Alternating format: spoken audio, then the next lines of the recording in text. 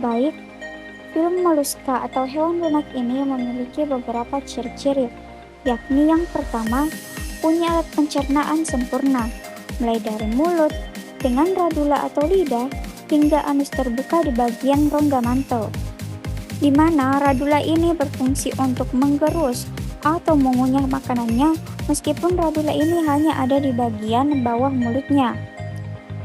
Yang kedua, bagian tubuhnya terdiri mantel atau lipatan kulit untuk memproduksi cangkang. Selanjutnya, visceral mass yang melindungi organ dalam, serta kaki yang menjadi alat gerak.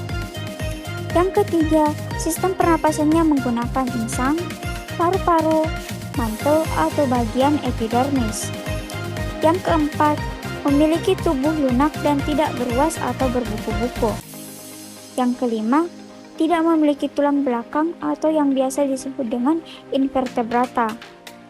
Yang keenam, sistem sarafnya terdiri atas 3 pasang ganglion, yakni ganglion cerebral, ganglion visceral, dan ganglion pedal. Yang ketiganya dihubungkan oleh tali-tali saraf longitudinal. Yang ketujuh, hidup di air dan ada juga yang di darat.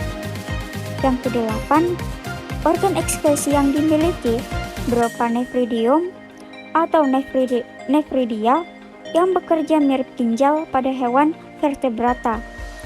Yang kesembilan, bersifat heterotrof, yaitu tidak bisa membuat makanan sendiri. Yang kesepuluh, organisme eukariotik multiselular. Yang kesebelas, memiliki struktur tubuh simetris bilateral.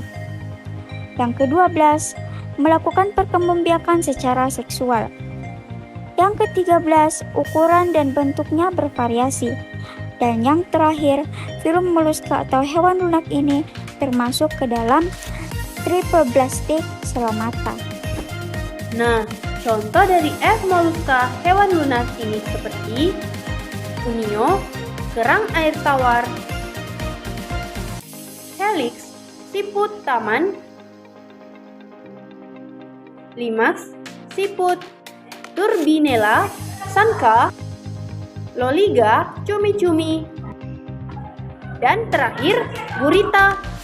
Serta terdapat pula beberapa manfaat dari film moluska atau hewan lunak. Di antaranya itu baik dari segi olahan makanan. Terdapat 6 manfaat, yaitu 1. Bisa mencegah anemia karena mengandung zat besi dan vitamin B12. 2. Sebagai sumber protein yang bertindak sebagai antibodi dalam melawan infeksi. 3. Dapat mencegah kerusakan sel. 4. Berpotensi menurunkan risiko terkena penyakit kronis. 5. Dapat meningkatkan kekebalan tubuh. 6. Bisa membantu menurunkan berat badan. Ada juga dari segi bidang ekonomi, yaitu sebagai sumber makanan yang memiliki nilai jual tinggi karena mengandung semua jenis asam amino esensial dan asam lemak tidak jenuh. Contohnya cumi-cumi atau loligo, kerang darah atau Anadara gronosa, dan kerang hijau atau Mytilus edulis.